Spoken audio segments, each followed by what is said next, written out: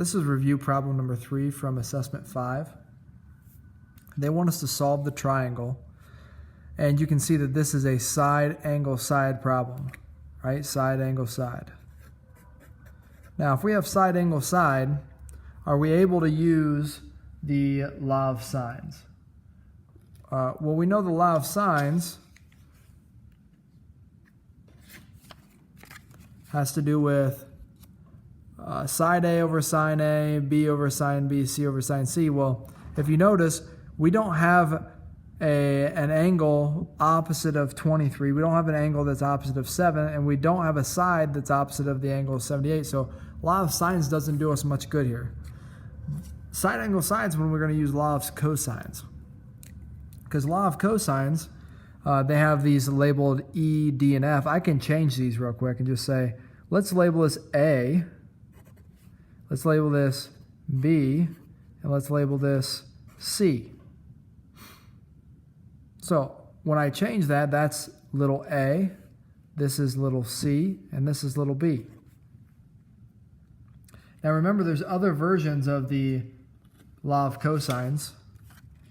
So with the information that they've given us here, we can find side b using that b squared equals a squared plus c squared minus 2ac.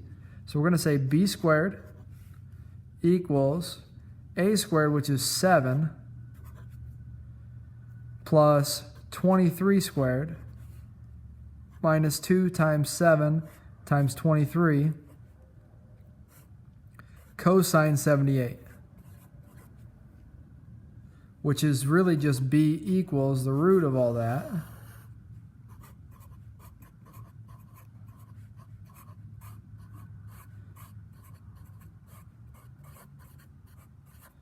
And so we plug this in the calculator, and I like to kind of piece it together, so I'll do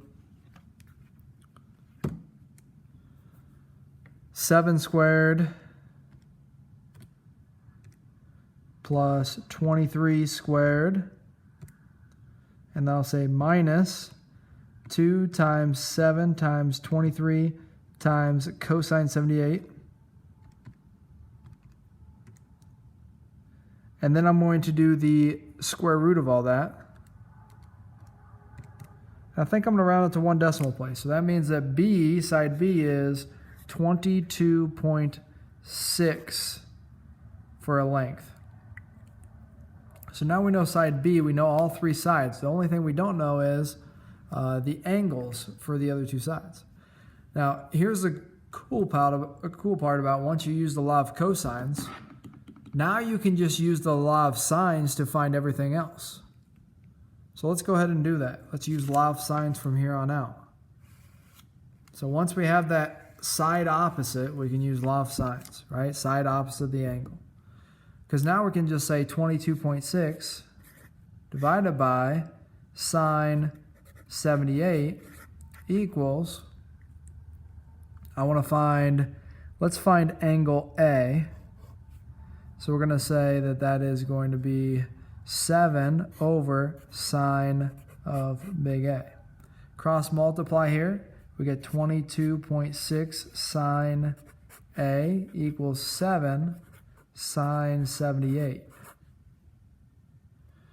Divide by 22.6, you get sine A equals 7 sine 78 divided by 22.6.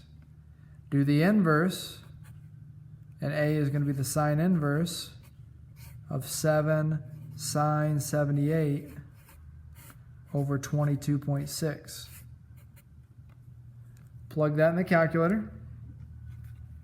So 7 times sine 78 divided by 22.6, and let's do the inverse of that. We get 17.6 degrees for angle A. So how do we find angle C then? Well, we know angle C is just going to be 180 minus 78 minus 17.6. So 180 minus 78 minus 17.6. 84.4 is angle C.